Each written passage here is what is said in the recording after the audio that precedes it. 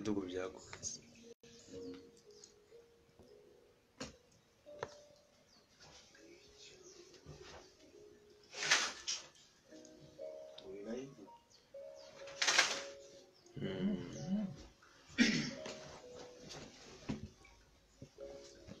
Oho.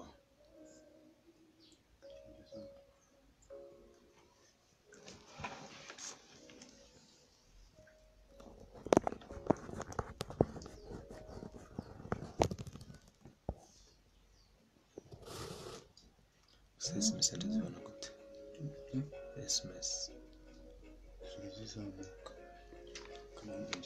Yes, hello.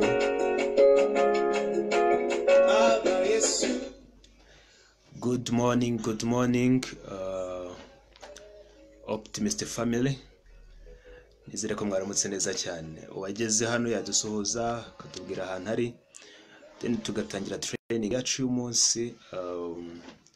Nizere ko iraza kuba umumaro ku bantu bose muri rusange. Turaza kuba turi kumwe. Ukigera hano wadusuhuza, urangiza kudusuhuza. Yes, ndamubona igira neza Yves, most welcome. Nishimiye kubana namwe uyu munsi. N'undi wese uri buhagere nadusuhuze, hanyuma tuze gutangira training yacu uyu munsi neza kandi cyane.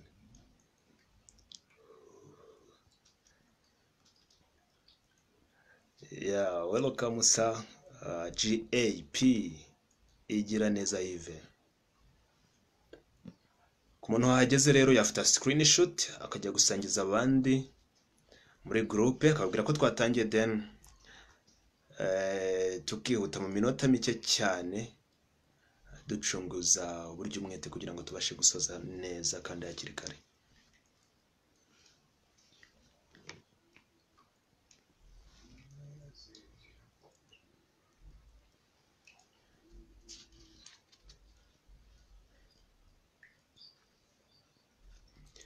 Ukihagera wadusuhuza ukatubwira amakuru yawe naho uherereye ubu ngubu tuvugana, then tugatangira training.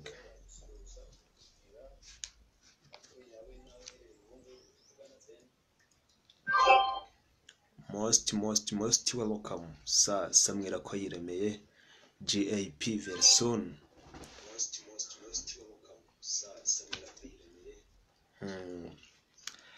Mwafata ama screenshot mugasangiza abandi bantu muri groupe zanyu, mubanamo n'abanyamuryango kugira ngo babashe kwitabira iyi training dutangire. Most welcome Mr. Eric Bigirimana. Most welcome. Tugiye gufata ubumenyi bwiza cyane bwadufasha twese kwagura business nka fondation ya company cyangwa se nka foundation ya network marketing. Ndabona Jean Paul mugira neza, most welcome. Tuguhaye ikaze cyane. Gufata ama screenshot mugashyira mu magroupe yanyu y'abanyamuryango birafasha cyane kugira ngo tuze gufatira hamwe ubu bumenyi. Ubumenyi ngiye kubahereza ni bumwe mu bumenyi burimo buramfasha mu kwagura business byihuse, burimo buramfasha ku buryo bugaragara, bunagaragarira amaso umuntu wese uri gutangira business, kuko mu gihe wamaze kugira abantu benshi batandukanye ukunguka muri iyi business, ufite amahirwe 100% yo kuba wakwinjiza abantu benshi. Atari kubinjiza gusa, ahubwo ufite n'abantu benshi batandukanye ushobora kuba watangiza business cyangwa se bashobora kugura product ku rundi ruhande. Mwibuka cyangwa se mbibutsa neza ko ubundi niyo twinjije umuntu tuba tumugurishije product. Yandi magambo, dufasha company gucuruza product tukinjiza amafaranga. Most welcome sir Pierre Kwizera, nawe tuguhaye ikaze cyane mu kiganiro tugiye kugirana. Umuntu wese wahageze yadusuhuza. Ndabona live mukiri bakiya cyane, mu sharing ama screenshot hirya no hino kugira ngo mwinviting aba partner.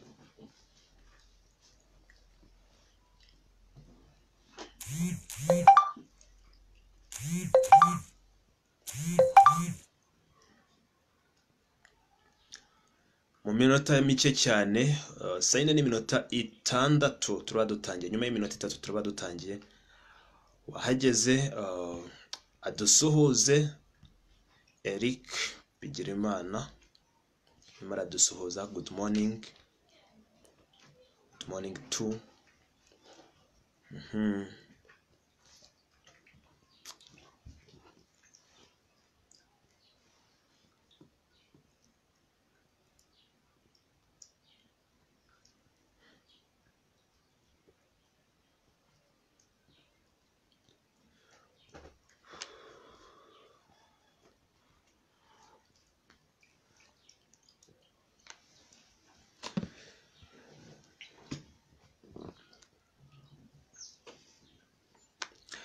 Uhagira dusuhuze kugira ngo tumenye ko turi kumwe nawe, then tubashe gutangira. Most welcome Sad Damascene. Wimve mikaje cyane hano. Yes. Harabura iminota mike cyane tugatangira kuba hari. Okay. Tukiga ubumenyi bw'ibanze bwadufasha kwagura business yacu ku buryo bufatika cyane kandi vuba vuba.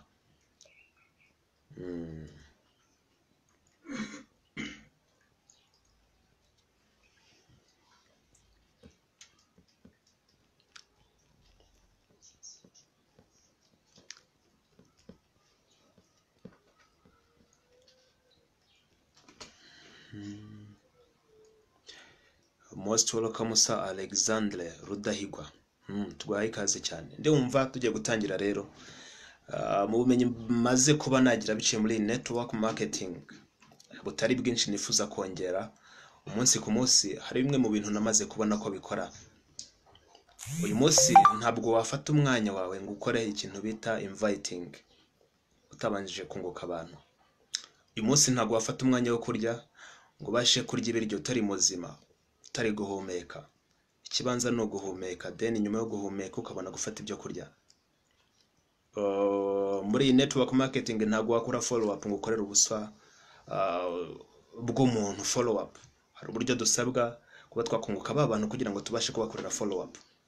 Mu gihe utazi kunguka abantu cyangwa se mu gihe utazi fondasiyo ikomeye y'uburyo ushobora kunguka abantu, kubahereza presentation n'ibindi byinshi bitandukanye, ntabwo wamenya uburyo ushobora kwinjizamo amafaranga muri network marketing.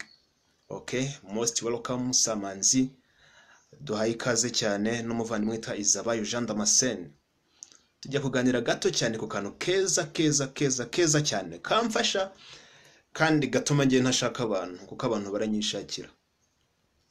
Kandi nkagendana n'umuntu uri positive. Utari positive nta mwanya namuhereza. Bimwe mu bintu bituma abanetubaka benshi bafailinga banata umwanya wabo cyangwa se batinjiza amafaranga muri network marketing nuko bita ku bandi bantu muri rusange bari negative. Kandi buriya kimwe mu bintu ugomba kumenya muri industries, buriya ikintu bita ikibindi cyamenetse cyangwa se injo biragoye ko wazisubiranya. Ugendana n'umuntu ukiri muzima ariko ntumute ukagerageza gutuma saving number yawe, akagera iba status yawe, amaherezo bagomba kukubera umukiriya uko byagenda kose, kubera ko tuzi neza kuko byagenda kose abantu bose bararwaye, abantu bose bafite ikibazo cy'ubuzima cyangwa se bahura na free radicals, amaherezo bagomba kukugurira. Ndagira ngo rero ngo dutangire nka fondasiyo ikomeye y'ibindi bikorwa byose muri network marketing. Ntabwo uyu munsi wa signing umuntu muri systeme utarigeze umwunguka, ahubwo turasabwa iki? Turasabwa kunguka wa muntu then tubashe kuba twabikora. Bimwe mu bintu byamfashije mbere yuko ntangira business no kuyitangira nuko ikintu cyose nize. When you study you have to master. Kimwe mu bintu byose nize bambwiye ko kugira ngo nzijize amafaranga menshi muri network marketing nuko ikintu cyose nize ngomba kugishyira mu bikorwa cyangwa se ngomba guhinduka cyo. Myandi magambo ibintu bitugora muri network marketing cyane no guhindukirira imodoka dushaka, no guhindukirira ibikorwa dukora muri network marketing. Mu gihe amaze guhindukirira ibyo bikorwa, amaherezo birangira bya bikorwa bisunitse kandi bikagenda neza. Umusaruro wifuza, buri kintu cyose wifuza birangira ukibonye uko byagenda kose. Ndagira ngo twihute gatoya muri network marketing. If you really need a long term success, you have to develop a long term relationship. Abantu benshi bunkumureti bakimwunguka bakumva ko bagiye kumwinjiza. Ikibazo gikomeye cyane. Yes.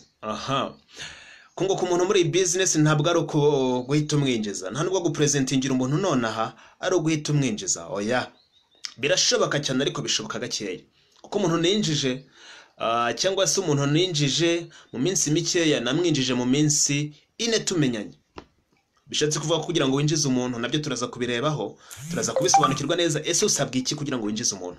Ese urasabwa ibihe bikorwa kugira ngo winjize umuntu? So rero muri network marketing nawe winjije umuntu, make sure ko ugiye kubaka ikintu bita relationship. Ugiye utagiye kubaka relationship, no expecting ko ushobora gutangiza umuntu biri direct. Yego munsi gatoya turihuta cyane n'udutipu mu minota mike turaza kuba tudushoje. Baravuga ngo turn network marketing into a relationship marketing. Kugira ngo uzinjize umuntu muhuye bwa mbere, leaders, optimist team, turasabwa iki? Turasabwa ikintu kimwe, no kumubakamo icyizere cy'uko tuzakorana, kugaragaza kuri upline mwiza ariko none uri expert cyangwa se uri competence. Kuba competence muri network marketing n'ahandi hantu bituruka mu kwiga, kwigisha wowe ubwawe, kwikoraho. Burya nuhura n'umuntu akakubwira ngo ngiye bura mu buzima ntabwo nikoraho, umuntu uzagaruke gato umujudging. Buri iyo umuntu atikora aba afite ikibazo gikomeye. Turasabwa kwikoraho buri munsi, kwikoraho buri munsi biciye mu kureba video, motivational video, gusoma igitabo, gufata training gutya. Ariko ukuri hari no ko uyu munsi udashobora kuba successful bijyanye n'izi training dutanga gusa, ahubwo hari ubundi buryo n'inzira usabwa kugira ngo bashe nawe gukora business cyangwa se kwiyagura mu bundi buryo. Ubundi ngiye naje gutekereza ndavuga nti mwisi dufite ubundi umuntu aramutse ari umuhanga uko byagenda kose, uramutse uri umuhanga ushobora kugera ku bintu byinshi bitandukanye muri iyi si. Ariko mu by'ukuri mu gihe utari umuhanga cyangwa se udafite ifumbire mu mutwe, ni ikibazo gikomeye cyane, biragoye. Burya nubona umugabo nkunda kubwira abantu akantu nkababwira nti nubona wambaye ipantaro yarashitse ku kibuno igacika ku mavi, ukabona ni wa muntu udafite ufite ubushobozi bwo kuba yajya kwidodesha, ntagiye kwidodesha. Burya ikibazo ntuzavuge ngo ikibazo gifite ipantaro, ntuzafate ikiremo ngo ugifate ukijyane hehe kuri ya pantaro, kuko ntabwo ariho kiba gikwiye. Ahubwo ikiremo ugomba kugifata ukagishyira mu mutwe, kwigishyize mu mutwe ya pantaro ihinduka nzima. Okay, birumvikana ko ikintu dusabwa cyane ni mindset ikomeye igomba kudushyira cyane kuki ku kintu bita ibikorwa tugomba gukora muri business. So rero nuhura n'umuntu let me tell you the truth, ukanyandikira uvuge ngo establish connection over commission. Kanyandikire muri comment establish connection over commission. Turacyari deep neza kuri prospecting. Okay, establish connection over commission. Uhari wanyandikira kugira ngo noneho ndebe ko turi kumwe dukomezanye, turusheho kuganira neza, twumve neza. Okay, mbere ni nungo kaga umuntu nkumva ko byagenda kose amaherezo ari kumwangiza business. Ariko ndabagira ngo mbahereze story ngiye yo mpuye n'umuntu, ntago mu by'ukuri nteganya kuba yego amaherezo cyangwa se intego no kuba namutangiza business, ariko intego nyamukuru yanjye ni ikintu bita connection, kwihuza nawe. Hari abantu benshi mpora nabo bakaba negative, ariko iyo ubaye negative nge ntago njya nkureka, oya, ahubwo nkugiriye inshuti. Icyagiye umuntu bakubwira ngo turn no into yes, kwa kuno umuntu akubwira ngo no murabateka mutwe, yes nta kibazo, niba ari kubyumva yego turabateka mutwe. Nabwo ati uyu munsi ntabwo twese twakora bimwe, kuba tutakora bimwe rero ejo cyangwa ejo bundi ushobora kuntumira nkagutahira ubukwe, cyangwa se nanjye nkagutumira ukantahira ubukwe. Njye mfite experience y'umuntu wambanye negative yanga gutangira business, yanze gutangira business, ariko ejo bundi ndumwe mu bantu bamufashe gukora ubukwe, ndetse n'ubwo bukwe yabukoreye ahantu narindi, kuko uwo muntu yari uwe Kigali asaba umukobwa w'Imusanze, nta wundi muntu agombaga kumufasha mu bikorwa kubera ko ninjye wari uri Musanze. Sinabikoze se. Uyu munsi turi inshuti kandi tuzi neza ko isa n'isumbi y'amaraso, ni ikintu bita urukundo. Niyo mpamvu today wifata cyangwa se niba uri umukobwa ukifata ukava kwa mama wawe no kwa papa ukajya kwa mugabo, why? Hari isa n'isumbi y'amaraso. Just kugira ngo winjize umuntu muri network marketing hari icyo bita isa n'isumbi y'amaraso. Sasa establish connection over a commission. Hari impamvu rero abanetwork benshi bafailinga. 80% 80% of networkers will not speak to more than 3 people. That is why many people fail. Mu by'ukuri the truth is abanetwork benshi tutitaye ngo nure gutangira cyangwa se umazemo igihe muri business, ushobora kubona umuntu ukabona umuntu ntagaheruka gusponsoringa umuntu, ariko akenshi bituruka he?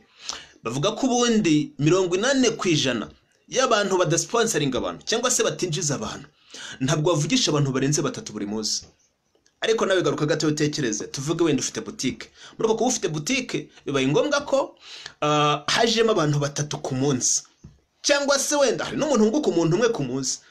Ese utekereza ko uzagurisha? Remember, network marketing na amafaranga twinjiza kubera ko twafashije abantu kugira gute kumenya makuru na amafaranga y'ibyapa, televiziyo na radio kubwo kwamamaza. Ngaho imagine uyu munsi ntabwo wamamaje ku bantu. Ubundi banga ryo kugira ngo ugize amafaranga menshi muri network marketing, make sure ko uri kuvugisha abantu benshi. Tuzi neza ko mu bantu benshi haba harimo abantu bose. Buriya kuri Facebook dufite abantu benshi cyane. Ariko imagine gato uzajya kuri Facebook. Nujya kuri Facebook nukenera indaya nziza ya yindi ya nyayo uzahakura indaya y'ubumara. Nukenera nanone wa umuntu udashyushye cyangwa se akazuyazi ntago wamubura. Nukenera nanone umunyabwenge nawe uzamubona. Ariko bishatse kuvuga iki? Mu bantu benshi harimo abantu bose. Wa muntu uri potential, wa undi mad people. Nyandikira mad muri comment. Mad bisobanura money authority desire. Money authority desire. Muri network marketing ntabwo mu byukuri abantu bose bari mad cyangwa se ntabwo abantu bose uhura nabo ari babandi bari money authority desire. Urasabwa ikirero sasa ukeneye kureba wa wundi uri mad money authority desire. Mu gihe wabonye uwo muntu uri ukeneye amafaranga uko byagenda kose muragendana.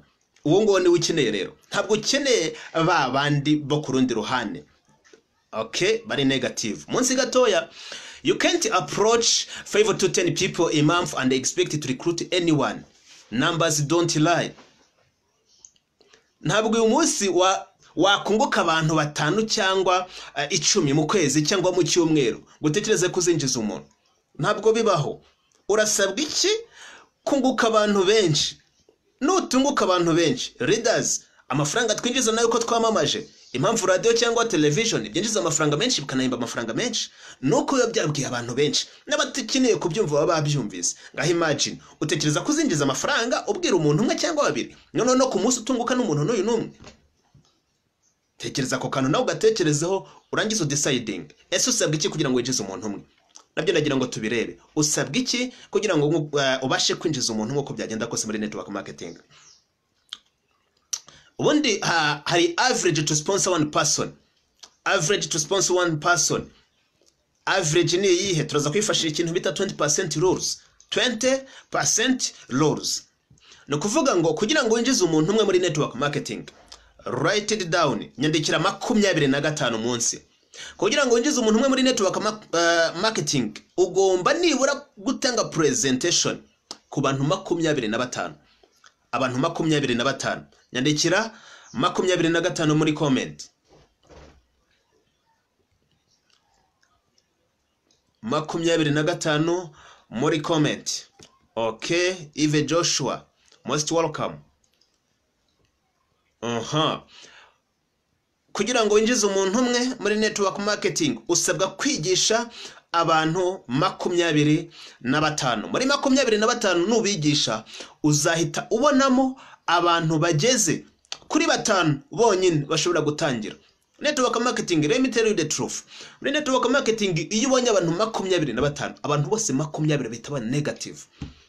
20 bose bahita baba negative. Aba network benshi bafailinga kubera ko bita kuri bo 20 bari negative. Iyo ntabwo ari iryo ntabwo ari isoko ryacu. Isoko ryacu riri kuri babandi 5 bari positive. Ni byiza ko ufite prospecting list wandikamo abantu 25. Ariko se ku rundi ruhande nyuma yo kwandikamo abantu 25 hari icyo bita follow up list. Follow up. Nyandikira follow up muri comment. Okay? Follow up muri comment. Follow up list. Follow up list muri comment. No kuvuga ngo follow up list ni kwa kundi uhura by'umwihariko n'abantu 20 ubashyize muri prospecting list. Twibuka neza ko prospecting list ni list ijyamo abantu bazinjira cyangwa se batazinjira. Mbese ni igihumeka cyose. Biri kumvikana neza. Igihumeka cyose ugishyira muri follow up list. Ariko noneho by'umwihariko hirya gato ya tugarutse. Iyo wigishije abantu bose 25, 20 baba negative. abo ngabo ntago ugomba kubataho umwanya, ahubwo utumwanya wawe wose kuri babandi bangahe 5. Abo 5 ubundi baravuga ngo iyo ufashe 25 ugakuba itegeko rya 20% uhita usigarana promesse 5 promise. Nukuvuga ngo uhita usigarana nibura abantu 5 bonyine bakubwira ngo I'm ready to start this business, ndi tayari. Muri 5 rero nubakorera follow up, ukabakorera conference call, please ku muntu ugitangira even natwe tumazemo igihe muri business, nge ndifata ngakora follow up nako conference call, kayikorera umuntu ngewe nigishije mu bumenyi mfite nkamusobanurira neza, ariko uburyo nkorozinga ntabwo ari bwo buryo Eva kurozingamo, uburyo nkorozinga ntabwo ari bwo buryo Samuel kurozingamo. Ubumenyi mfite butandukanye n'ubumenyi nde Innocent afite, ariko duhuriye ku kintu kimwe, right? Mu yandi magambo, mwihanganire gufata umwanya wanyu mugakoresha ikintu bita conference call. Uko nudakoresha conference call biragoye kuzinjiriza umuntu, kandi nukoresha conference call inshuro imwe make sure ko ukoresha na conference call kundi muntu. Ntago kubukoresha conference call umuntu umwe ku ma apply numwe bihagije, make sure kujya gukoresha conference call no kundi muntu mwe Yves Samuel nibura. Nge ntekereza ko ubundi kugira ngo umuntu abashe gutangira business, remember nge nkorera Musanze kenshi nubwo uyu munsi ndi Kigali, ariko ngewe iyo ndi mu rugo ntago binsiba kujya guhura n'abantu kenshi kuko njya mu mujyi gakeya, ariko kenshi mba muri conference call guhamagara abantu, nkabahamagara nkabigisha nkabakorozinga, narangiza kubakorozinga bagafata n'umwanzuro w'icyumweru kimwe. Ariko iyo bafashe umwanzuro w'icyumweru kimwe ntabwo ntegereza ngo icyumweru kizashira, making sure ko nongera kubahamagara nkongera kubahamagara. So rero kugira ngo ugize umuntu umwe ukora presentation 25, then abantu 20 bakaba negative, hagasigara abantu 5 as promise, then muri abo 5 nibo ukorera follow up, ukaba closinga, ukabereka byose, hagatangiramo umuntu umwe, right? Nizere ko biri kumvikana neza. Dukomeje gatoya, if we only talk to dozen people in the course of a week, the act of rejection by those few become bigger than life. Increase the number of approaches and decreases the impact of rejection. Hari abantu bazi isi cyangwa ubuzima, ubundi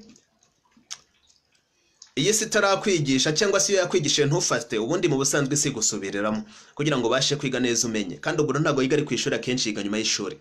Nibwo buzima. Umuntu turi kumwe yanyandikira rimwe nkareba ko tukiri kumwe, then tugakomezanya.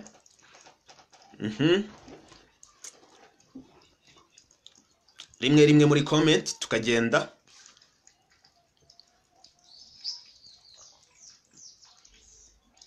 Wow, ndabona Samuel turi kumwe, Innocent Hakizimana turi kumwe, Yves Joshua, Eric Mizero, GAP very soon. Okay. Niyo Nkuru Jean Baptiste Pogba. Wow, most welcome. Kwizera Pierre Tumusifu from Musanze, ndabona turi kumwe cyane. Twihuse gatoya, mu by'ukuri ntago ushobora kubwira abantu nibura dozen people, abantu 12 mu cyumweru, nibura mu by'ukuri ngo bashe kuba succeed muri network marketing. Ndagira ngo nkwereke ukuri kose kwa network marketing. Ubundi hari abantu ugomba kunguka niba ukora business part time. Iki ni igitabo gikomeye cya first year in network marketing ku muntu wagisomye. Baravuga ngo part time, if you are approaching 5 to 10 prospect per day, you will not be serious about this company or these industries. Niba ukora business part time ukaba wunguka abantu 5 n'icumi ku munsi, you are not serious. You're not serious. Urasabwa iki? Urasabwa kuba serious muri business, okay? Ariko noneho baravuga ngo as a serious part timer, those numbers should increase. Ku bantu basomye first year in network marketing, abo bantu nibura 10 bagomba kujya hejuru. Ariko ikibabaje kinatangaje, hari impamvu umuntu aba successful mu myaka 10, abandi barabaye successful mu myaka 5. Nuko bakoze ibikorwa byinshi, bakora ibikorwa byinshi, undi akabikora mu myaka 10, undi yarabikoze mu myaka 5. Ku serious part timer bagomba ku approachinga hejuru y'10. Ariko noneho igitangaje nuko n'abakora full time bajya bunguka nibura 3 5 ku munsi. Ntago baba bari serious already. Biragusaba kunguka abantu benshi. Ngewe kubera ko nkunda kunguka abantu benshi, hari gihe mbona n'umwanya wo kubahamagara cyangwa se bakampamagara bo ubwabo. Nge hari abantu ninjiza mpamagaye rimwe gusa kandi nabo barabinyisabiye munaka kwihamagarira bite ukamwereka kuri na busy cyane ukamwereka kuri busy already fatuzi kwa muntu none harenze of course uburenze ntago uba woroshye. So rero uwo ni part time, reka turi mu serious full time. Niba ukora business full time, umuntu ukora business full time, they can grow to 30 or more per day if your goal is to build organization. Niba ukeneye kubaka organization, niba uri president, hari abantu bavuga ngo no kubaka team, ariko Elias Muhozi yari kuvuga ngo kubaka business, baravuga ngo abari kuvuga ngo no kubaka organization cyangwa se kubaka company. Yes, kubaka company. Muyandi magambo, niba ukeneye kubaka company, udakeneye kubaka team, make sure ko niba ukora business full time ugomba ku approachinga nibura cyangwa kuvugisha abantu bageze kuri 50. Mu gihe utapproachinza abantu 50 nako 30 ku munsi, you have a serious problem. You're not serious about succeeding in network marketing. Bire kumvikana neza, ntago ukeneye kuba successful muri network marketing. Ariko muko gato namwe mutekereza, turimo turakora business kugira ngo tuzagura indege. Umuntu waguze indege adafite ijisho ricunga indege, uwo muntu wamukura he? Ni ikibazo gikomeye. Ariko utekereza ko uzagura indege without doing, only hope. Ni ikibazo gikomeye cyane. Nugaruka gato hari abahanga bavuga ngo hope is not a strategy. You have to believe in yourself, but also hope cyangwa se believing in yourself is not enough. You have to take action. Myandi magambo baravuga ngo success is equal to 100%. Kwa wabitekerezo kumva ko ari byiza no kubikora wakumva wabikora, it isn't enough. You have to decide. You have to take action. If you're not taking action, please, let me tell you the truth, nta muntu n'umwe wabonye ushobora kwinjiza amafaranga atakoze. Usibye kuba wende haragize ikintu akora gikomeye ariko bita gutera imbuto. No muri network marketing tuba turi gutera imbuto mu buryo butari mwe mu gihe tumwuka abantu. Haraho uzagera ubundi hari umuhanga umwe nkunda gukurikira yitwa Chuck Holmes. Yangire inama arambwira ati niba follow up list yawe itarimo abantu barenga 50, wahaye amakuru kongera ikintu bita pipeline. Ni ikibazo gikomeye cyane. Ni ikibazo gikomeye cyane muri network marketing. Tugarutse gatoya, hari ibintu ngiye bimfasha buri munsi. Mba ngomba gukora kandi nkabikora neza uko byagenda kose kugira ngo business yanjye ibashe gutera imbere. Mu buhe buryo? Hari icyo bita kongera pipeline. Turi no muri GoPro 7 day challenge batubwiye umuntu bita superhero. Batubwira micro and niba atari medium hafi aho ngaho n'ibindi. Ariko superhero a prospecting abantu 100 ba buri munsi. Ubundi bakubwira ko nibura 80% y'ibikorwa byawe byose bakwiye kubitakaza muri prospecting. Kuko mu gihe uri guprospectinga, the truth is ubona abantu bakwishakira, ubona abantu bakubwira ngo uzatangire ejo. Ariko udafite n'umuntu ukubwira ngo uzatangire ejo, yiwe bari ikibazo gikomeye cyane. Mu yandi magambo, usabwa iki? Guprospectinga cyane. Ndagira ngo mbashe kukumvisha neza ibanga rya prospecting muri network marketing. Abahanga batandukanye even no bitabo bitandukanye bavuga ko ubundi prospecting must be like breathing. Okay? Nyandikira breathing, guhumeka muri comment.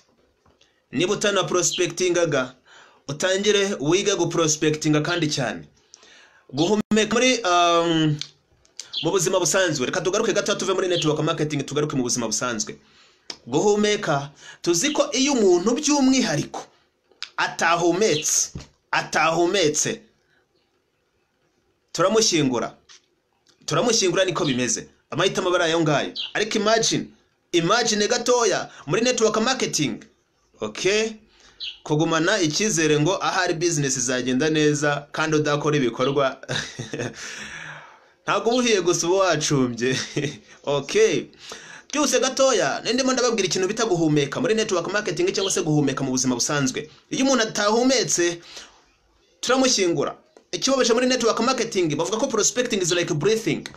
Mu guhumeka foundation y'ibikorwa byose bitandukanye dukora muri network marketing. Tekereza uramutse udahumetse uyu munsi. Ndagira ngo mbwire ubyumve neza. Uyu munsi hari aba network benshi banga guhumeka bakavuga ngo nzahumeka mu kindi cyumweru. Cyagiye banakubwira ngo muri network marketing dufite abapfu. Hari abantu twashyizeho agataka. tekereza niba uyu munsi udahumeka kandi guhumeka muri network marketing no kugira gute no guprospectinga. Imagine niba uta prospecting agataka already ku mutwe, right? Hello, nizere ko turi kumwe.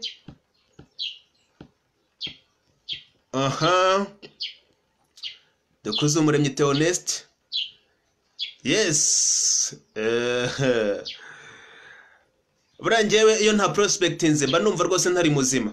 Kwa kundi nawe wijudginga muri mindset. Mureke duhumeke, mureke duhumeke, mureke duhumeke. Mu gihe utahumetse muri business leaders, ntabwo uzabona umuntu winjiza business. Nose uzabona umuntu ugura products gute utamuhumetse. Nyetse uzabona umuntu ujoininga business ukayubaka gute utamuhumetse. Imagine. Bisaba iki? Guhumeka. Network marketing, prospecting is breathing. Imagine if you don't breathe. Ni kibazo gikomeye cyane. Munsi gato baravuga ngo you will not survive if you are not prospecting. Wanze umve foundation. Ubundi wavuga ngo nibwo gitangira business ngo nta bikorwa ngo ndamenya ntaki. What you lack in the skills. Okay? You make up in numbers what you lack in the skills. Mu byukuri uzabonera ikintu mu mibare icyo waburiye mu bumenyi bwa brain azaguhereza. Turi kumwe? Uzabonera mu mibare ikintu waburiye mu bumenyi brain yagakwiye kuguhereza. Genda winjire mu butaka, genda winjire utanga makuru, uba muri groupe za WhatsApp, ugina inbox yawe wabwira ati muraho neza. Ngereka nkubwizo kure. Nje bungo namaze kumenya ko iyo henze umuntu agufata nk'umuteka mutwe, atari umuteka mutwe gusa, agufata ibirenze nk'umuteka mutwe. Birumvikana ko ati agataka tayari ku mutwe. Okay, dukomeze gatoya. Muri business ni byiza ko duca bugufi tukagira na attitude. Birumvikana. Ariko mu byukuri mu gihe gato cyane ku rundi ruhande ugiye muri groupe nebizi neza ko tuba mu magroupe menshi. Ya magroupe dushyiramo produit, tugira gute n'ibindi byinshi bitandukanye. Genda in box buri muntu nigeze kwitabira training ya Majori Obote atubwira ati matora yadutoreye umurimo wo kugira gute. Yadutoreye umurimo wo gutanga makuru. Uyu munsi uzinjiza amafaranga Imana izaguhereza umugisha kubera ko afashije umuntu kubona produit. Ariko uyu munsi Imana umurimo yaguhaye ntabwo ukora. Wanga kujya kureba abantu muri groupe ngo bahereze amakuru. Hari umamesho wundi turi gukorana agira afite indwara udashobora kuba wabara, hepatite, umugongo, umutwe, igifu, hemorrhage, hypertension, ibisukari, ibintu nk'ibyo. Tekereza hari umuntu wagakwiye kugeraho ufite ibyo bibazo kamuvura ariko ntujya ubwo Imana izaguhereza umugisha bigenze gute. Umugisha ushobora kugira umugisha w'ibyishimo. Kabiri, tuzi neza ko twatanze product tubona umugisha w'amafaranga. Ngo tekereza umurimo Imana yaguhaye ntabwo ukora neza. Imagine those power. Umvizo mbaraga. Tuzi neza ko power Dr. Eduardo Kabantonge nuvuga ngo power comes after power. Ntabwo uzagira imbaraga utakaje imbaraga. Takaza imbaraga kandi guprospectinga biroroshye. Genda ni box ubwira ati muraho neza nitwa runaka. Mfite projet iri kwaguka hirya no hino yo gufasha. Bikunze nagusangiza ukaza tugafasha benshi ariko nabyo utabyumva nta kibazo. Ngatanga ku bantu benshi inbox bakansubiza. Iyo bibaye ngombwa ko nandikira nk'abantu 50. Mu byukuri ntago mbura nk'abantu 15. Ntago mbura abantu 30 bambwira ngo kanyohereza. Ngatanga video muri 50. Iyo ntanze presentation 30. Okay? Ntago abura abantu 5 bambwira ngo I'm very interested. Hari n'umwe ntigeze nkorozinga je ubundi wambwiye ushanga iyo ndyamye ngo ntekereza neza business ngumva numva business ndimo ntara closinga nibura na rimwe. See more people. Ku bantu basomye igitabo bita questionary the answers, hari golden rules, hari zahabu 5 zatuma ugera ku ntsinzi. Iya mbere, see more people. Kabiri, see more people. Gatatu, see more people. Kane, law of average rakora. Gatanu, increase the number. Ongera imbaraga. Ongera umubare w'abantu ubwira business. Nta kibazo n'iki na kimwe muri network marketing. Niba uri gufiringa pain, niba uyu munsi nta musaruro, nta kibazo n'iki na kimwe muri network marketing tudashobora gukemurwa no kongera umubare. Ongera umubare. No presentingiraga abantu 10, 20, umbwire mu kwezi kumwe. Turi aho ngaho. Ubundi umuntu mushyashya wungutse nukuri kuzuye ko bitabo maze gusoma cyangwa se kumenye maze kuba nasoma. Barakubwira ngo umuntu wungutse nonaha nutekereza kujya kumwinjiza nonaha urahiye. umuntu wungutse nonaha ugomba kumwinjiza nibura nyuma y'amezi 3 na 6, hagati y'amezi 3 na 6.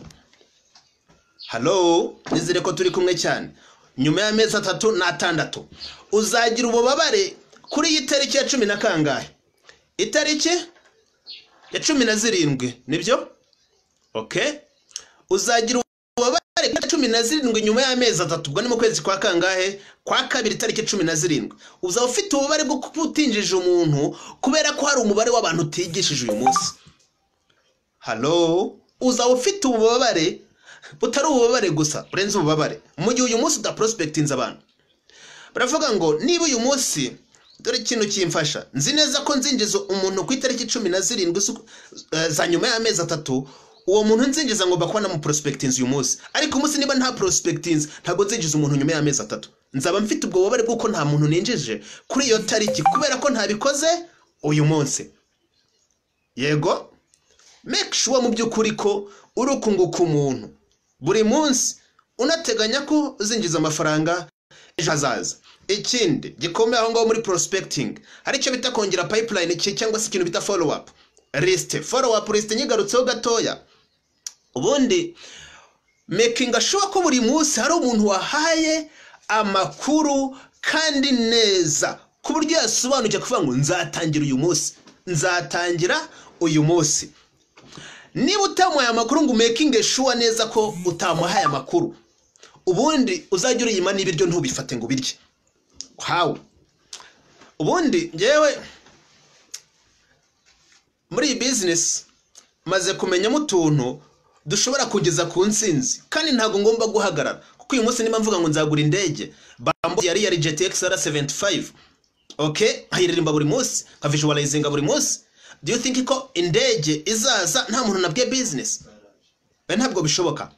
Ubundi kugira ngo hari igihe umuntu aba ari umunyakuri muri we, ku buryo agenda yumva nta kibazo, akumva bya byishimo by'umutima byiwe byose naho bigomba kujya, ukumva mu by'ukuri sinzi ukuntu nabivuga, ku buryo utambuka ukumva n'ikirato cyawe ahantu kiri gukandagira, ukumva rwose nta cyaha nta kosa, ibintu nk'ibyo ngibyo.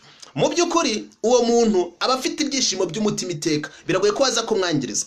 No muri network marketing, mu gihe wigishije umuntu ukongera abantu babiri nibura kuri pipeline yawe, wa muntu wakurozinze ukamukurozinga neza, ukamukora follow up cyangwa se ubwo ukamukurozinga urangiza ukamukora follow up kwa upline, akaba afite amakuru yuko ashobora gutangira nyuma y'icyumweru kimwe, urangiza ugakomeza ukomereza ugakora follow up nyuma yuko wamenye ko by'umwihariko nyuma yuko yamenye kuri upline mwiza, amaherezo arakubwira ngo ngiye gutangira. Chaka ari umuzi niwe wambwiye ati 50 mu gihe bafite warabaha amakuru neza, mu gitondo hari umuntu ukubwira ngo ndashaka gutangira business nyuma yuko umukorera follow up neza cyangwa se uramukurozinze neza.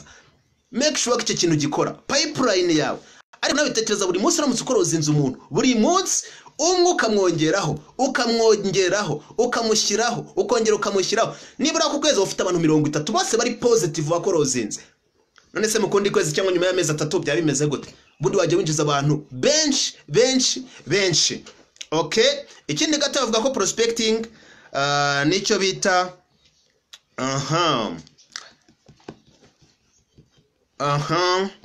prospecting is like a backbone. You can't prospect to recruit. Prospect means connecting with people just in on relationship every day. Okay, yandi magambo nanone prospecting nicyo twita urutirigongo. Hari abantu bavuga ngo training nibyo ni urutirigongo, ariko prospecting ni urutirigongo narwo. Let me tell you the truth. Uzibeshye gatoya ntugire urutirigongo, naho uri ntago buhari. Reba ahantu wicaye cyangwa ahantu uhagaze, ntabwo uba uhahagaze cyangwa uhicaye, uba uri mu kagare. Imagine uramutse utagira urutirigongo ukicara hehe? Mu kagare. Iyo ubuze umuntu ugufasha ngagukura ahantu uri, bigenda gute?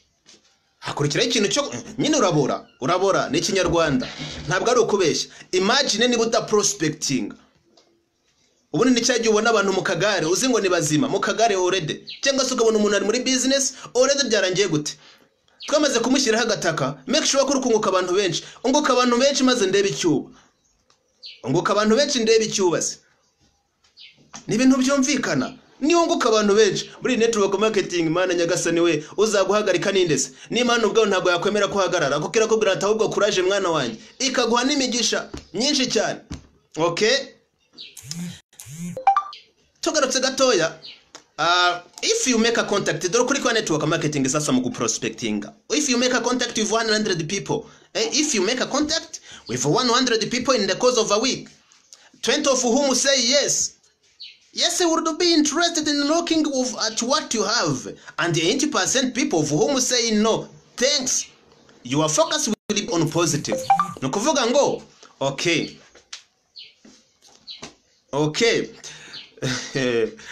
Yes, hano hari ukuri kwa network marketing. Mu by'ukuri nunguka abantu 100. Mu 100 wungutse uko byagenda kose 80 bose bari negative.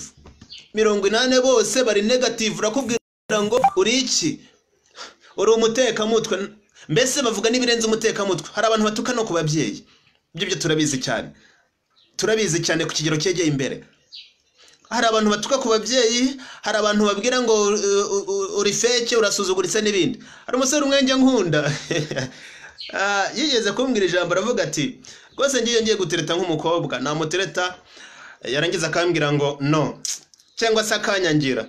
Ngiye ikintu kimbabaza, babazwa nuko abahombye igisore kiza nkanjye. Umva positivity. Abahombye umusore mwiza nkanjye ntago mbabazwa nuko anteye indobo, ahubwo mbabazwa nuko abahombye igisore kiza nkanjye. Future millionaire, umuntu ufite attitude nziza nkanjye aramhombye koko. Oh my god. No muri network marketing uprospecting abantu 120 akavuga ngo yes, 80 bakaba negative. Ngiye mbabazwa nuko bagiye bataguze imodoka, mbabazwa nuko bagiye bataguze iki imodoka, mbabazwa nuko bagiye batageze kuri MP's Plaza, mbabazwa nuko bagiye batageze ikintu bita lifestyle, mbabazwa nuko batungutse ubuhanga butandukanye twungukira muri network marketing. Icyo nicyo kimbabaza, ntago mbabazwa n'ukuntu umuntu yampaye iki rejection, right? Mu yandi magambo, nyuma yaho 20 babaye negative, abo ngabo bareke, gendana n'abandi 20. Birumvikana neza, gendana n'abandi 20. Babandi 20 iyo ugendanye nabo ukaba closinga neza, uba ufite nibura abantu 5-4 bagomba gutangira business. Abantu 4 bagomba gutangira business. Koresha nibura itegeko rya 20% rules. 20% rules ku ijana, urabona abantu 20 bari positive, bari interested, 80 babe negative. Muri 20 basigaranye bari interested, uza closing hasigara iki? Hasigara abantu 5 bonyine barajya muri system. Bitari ibyo, network marketing izaba hardship kuri wowe. Ku bantu bize ko ngufu cyangwa karate, ubundi iyo biga kungufu batakaza ikintu biti cyuya, kuko baravuga ngo there is no sweet without sweet. Nta buryohe bwahaba utatakaje icyuya. Iyo bari muri komba, bari kwitoza, bafite imbaraga nyinshi cyane, batakaza imbaraga nyinshi cyane, ariko uzajye kureba imyireko yabo, babikora biboroheye. Make sure ko ibintu bigomba kukujyamo, bikujyemo. Niba ukeneye kuba successful koko, bikujyemo. Nibikujyamo, usibye uzihagarika, even nta muntu waguhagarika.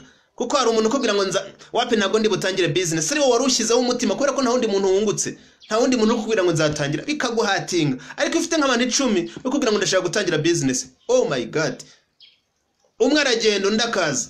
Burangiye nka buri munsi mafite nibura umuntu ugomba gutangira. Ku ruhande rwanjye bafite umuntu ugomba gutangira, cyangwa se bijyanye nabo na closinze benshi kwa partenaire banjye n'abandi bafite bagomba gutangira business. Ubwo rero urabizi ko abantu benshi bafite believe iri hasi cyane. Ugendana n'umuntu wa believinze ugakomezanya nawe, nta mpamvu yo kwinginga abantu. Okay, so rero birumvikana neza. Ikindi, your business grows as fast as you grow. Your business grows as fast as you prospect. Your business grows as fast as you grow. Your business grows as fast as you prospect. Write it down. Nyandikira muri comment. Your business grows as fast as you grow, and your business grows as fast as you prospect. Okay, business yawe izakura bijyanye n'uburyo nawe ukuramo. Ku rundi ruhande nanone, business yawe izakura bijyanye n'umubare w'abantu prospecting. Yesu ntabwo utekereza ko ntabwo business yawe yakura nta bantu hunguka, ntabwo bibaho. Ariko business yawe izakura kubera ko ufite abantu hunguka. Mu gihe atari ibyo ngibyo ni ikibazo gikomeye cyane. Let me tell you the truth. Uyu munsi ushobora kubona ba Ruby Global Ambassador, ukabona benshi batandukanye dufite aba GE, aba GA. Ubundi nigeze gusura Peter ambwira ijambo rimwe, arambwira ati ubundi umuntu wari wese uri muri network marketing agiranwa na telefone. Hari abantu bamaze igihe kandi bafatika, bamaze kugira ku bintu byinshi bitandukanye, twabagereranya na iPhone cyangwa se wenda nkabagereranya nka Spark cyangwa se Samsung. Ku rundi ruhande gatoya hari abantu baba bagitangira karasharamye. Okay, karasharamye cyangwa se ukavuga Technopop, kamanuka gatoya ukava kuri Technopop kazamuka ukajya wenda ku Spark n'ibindi. Ariko uza telefone zose zashizemo umuriro, zose nta gaciro ziba zifite, ziba ziri aho ngo ntago bushobora kuba wahamagara. Myandi magambo wa buri upline utiyagura ubumeze nka ya iPhone yavuyemo iki umuriro, urasabwa iki kwiyagura hasi hejuru kugira ngo bashe no kwagura abandi. Kuko uyu munsi ntabwo uzagura abandi bantu ubwa utiyaguye. Make sure ko kwiyagura. Your business grow as fast as you grow, and also your business grow as fast as you prospect. Ngaho imagine ni gute wakwinjiza umuntu utungutse, ni gute warya ibiryo utabona se? Ntabwo bibaho. Let's prospect. Kuko no prospectinga neza birarangira uko byagenda kose ubonye umusaruro. Hanyuma gatoya, no one will respect your business because of lack of consistency. Nyandikira consistency muri comment. Consistency. Okay.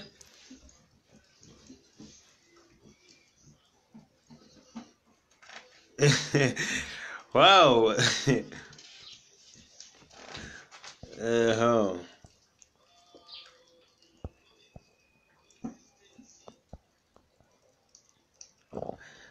Okay, no one will respect your business. Okay, because of your lack of consistency. Nigeze kuganirizwa n'umuntu uri C-level executive muri iyi project. Nigitangaje ntabwo yigeze ajya mu ishuri, yagarukiye mu 5 primaire. Arangije arambwira ati uyu munsi impamvu nkora triple maintenance, akora triple maintenance. Buri gihe akora triple maintenance. Why akora triple maintenance? Akora triple maintenance kubera ko afite belief ivuga ngo nsharinze product muri groupe mu kanya sangahe saa 12 z'igitondo, saa 7 ngomba kongera gushyiramo products, ni mugoroba ngomba kongera gushyiramo, kubera ikintu bita power of repeating. Hari umuntu ukabona rimwe yakabona akavuga ati ibintu ni bya bindi, mukandi kanya akongera kukabona akavuga ati ibintu ni bya bindi, mukandi kanya akongera kukabona ati nyamara reka mbaze. Make sure ko ukora ikintu consistency kandi utaruhuka. Uyu munsi ni usharinga product inshuro imwe kuri page, ni utanafite page hutubwire upline we kutamfungurije page bite byawe akubwire niba yarakwinjije muri business. Make sure ko sharinga nibura 3 muki ku munsi, mu gitondo, saa 7 ndetse na nimugoroba. Shiramo ararume, mfite ararume mbwira ngo sharinga product, Fidel sharinga products, nta mwanya ufite wo kubitekerezaho, sharinga. Uburyo kavuga karavuga ngo Fidel sharinga product kugira ngo winjize amafaranga, nta mwanya ufite wo kubitekerezaho, sharinga. Nakari kodi kanje nakoze, mbazi neza ko saa 12 n'igice kaba karimo, saa 7 kaba karimo, sanga saa 3 kaba karimo, ngasharinga.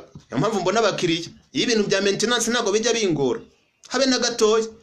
Mba mfite abantu banyandikiye uko byagenda kose, ngomba gusubiza ngasubiza kandi abasobanurira neza. So rero nta muntu n'uyu numwe uza expecting a business yawe mu gihe kuri status yawe uyu munsi utashizeho ikintu, ejo utashizeho ikintu. No, ntago buri serious. Hari n'umuntu aza kukubwira ati kubera ko wabigumyemo, kubera ko wakomeje umutsi nk'ikibuno cy'umubumbyi, let's flow you, reka ngukomeze cyangwa se reka nkomezanye nawe. Uko byagenda kose leaders, mureka dukora ibintu bya nyabyo, tubikore twumva ko turi muri industries, apana gushyuha. Yego ngiyo record ndayikeneye pe, yenda ndacuruza rimwe. Okay, mureka dukore business turimo, ntitube muri Alliance Motion Global, ahubwo Alliance Motion Global yinjire twinjiremo. Ni twinjiramo, let's go. nta mwanya turaba dufite no gukorera amafaranga, turashakwa kandi noneho by'umwihariko uragira agaciro imbere y'abantu benshi batandukanye. Hello. Okay. If you have a fear and doubts about the company and the products, your prospect will sense it like a dog smells fear. Okay? Muri business cyangwa se iyo ugitangira business birumvikana ufite icyo navuga ngo ufite ubwoba no gushidikanya. Birakwiye kubigira kuko umuntu muzima agomba kugira ubwoba. Ariko ku rundi ruhande nujya kubwira umuntu ro kuvuga ngo nyine ubundi biradusaba kumenya uburyo bwo gukurikiranya amagambo kandi neza. Nyine wangu mani aho ngaho rwose wishyize ku cyapa bagusoma uko wiboneye. Make sure ko umuntu atagusoma uko wiboneye cyangwa se uko yiboneye. Aha ngaha make sure kubwira umuntu kandi ukamubwira neza ku buryo bufatika kandi bugaragara. Twihuse gato kugira ngo dusoze duhuze n'igihe. Uyu munsi nujya kubwira business umuntu utabifiringa ngo bikurimo. Let me tell you, imbwa turayizi twese muri rusange.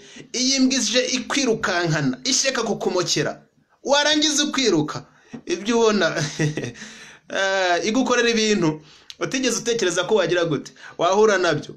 Ibisebe ku mavi, yego urabibona, ariko imbwa izaze niza ugume hamwe, imbwa isubira inyuma.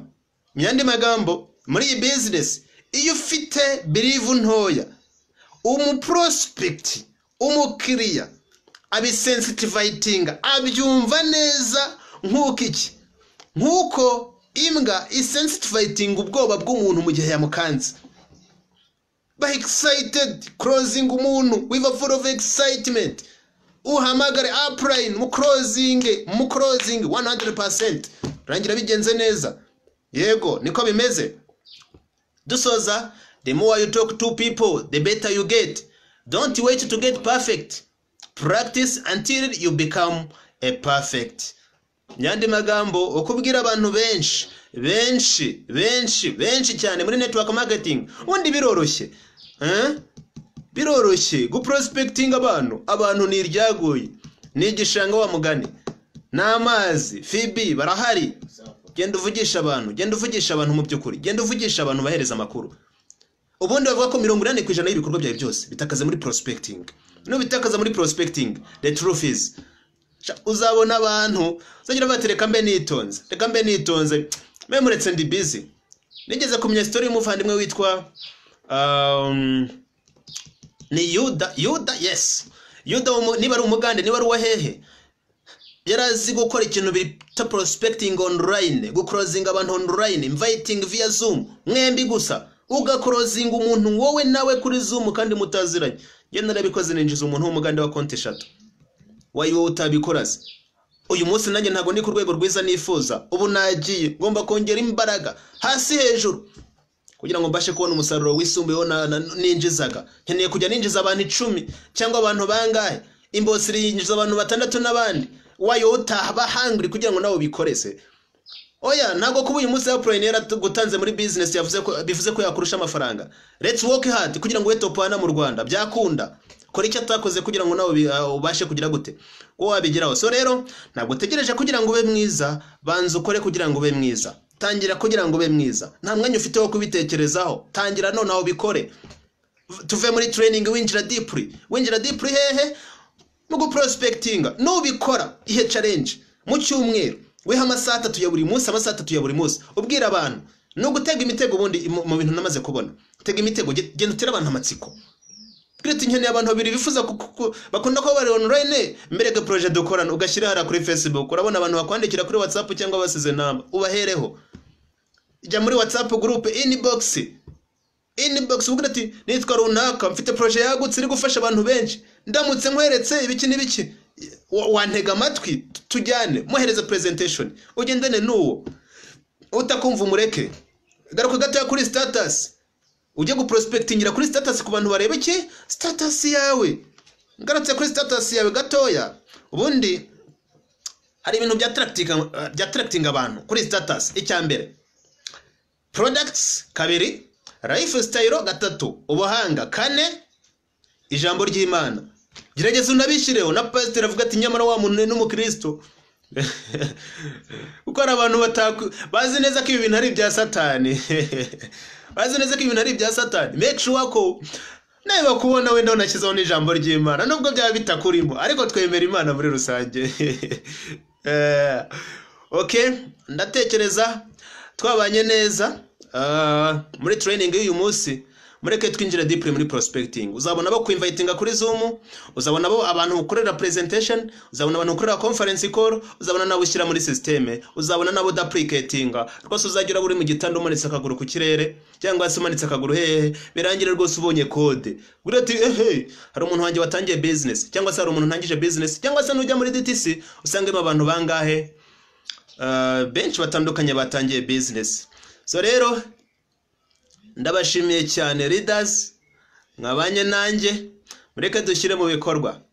Hope is not a strategy. Believe in yourself is not a strategy. Is not enough.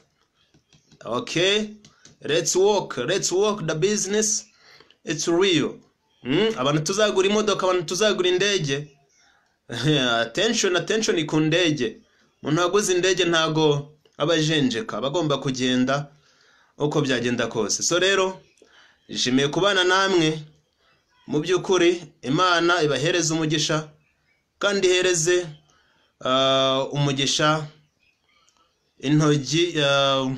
intoki ibyo muri bukoze intoki muri rusange. So thank you so much, Optimist family.